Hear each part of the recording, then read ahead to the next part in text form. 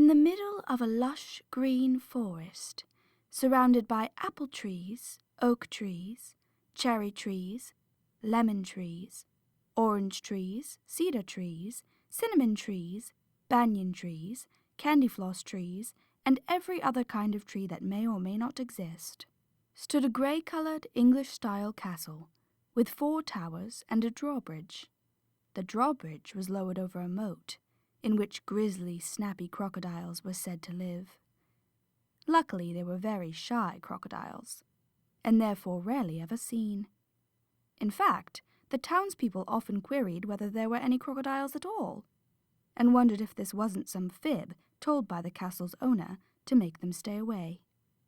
The castle's owner, a girl of 10 called Emma, how she got to have the castle at such a tender age is a tragic tale, and one that will be told shortly, unless I forget, was sat on a chaise longue dressed in her astronaut suit, sipping from a glass of freshly squeezed orange juice. How she became an astronaut is quite an amazing story, and one that I'll tell now. Outer space, the stars, the planets, and the galaxies fascinated Emma, and so she'd attended astronaut school, where she graduated as an astronaut. Maybe it wasn't quite such an amazing story after all. As Emma sat there, relaxed, smile upon her peachy face, sun beaming down upon her strawberry blonde hair that hung over the headrest of her chaise longue, she admired the view, taking in her old and magnificent castle, her moat, her space rocket on its launch pad, the trees that were so close together they looked like one multicolored tree, and the great blue sky, which had a dot in it that was getting bigger and bigger. "A dot?" Emma said. There was now a noise, too, and it was growing louder. "I wonder what that is. It sounds like somebody screaming. What is that?" The noise grew even louder, as did the dot. It looked like... No way! It looked like a dragon. "Ah!" The dragon screamed before landing with a huge bump right in front of Emma. "Ow!" the dragon said. "It really is a dragon. Are you all right?" asked Emma.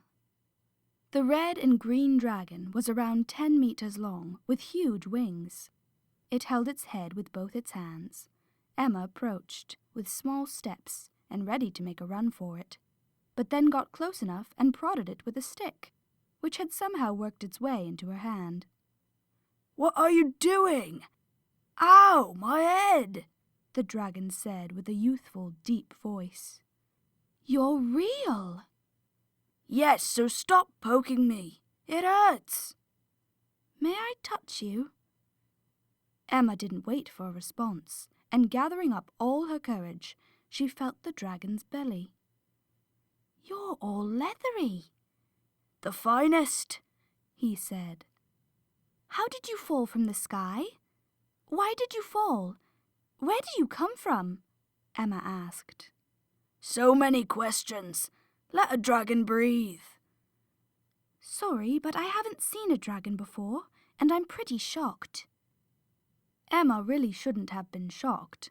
This was a strange land, and an even more bizarre universe. After all, she lived in a castle, was an astronaut, owned a space rocket, and was only 10.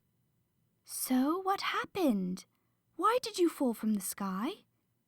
"My wings malfunctioned as I was heading to planet Hoppity. I got sucked into your atmosphere, and now look. Oh, my stomach!" What a wimpy dragon.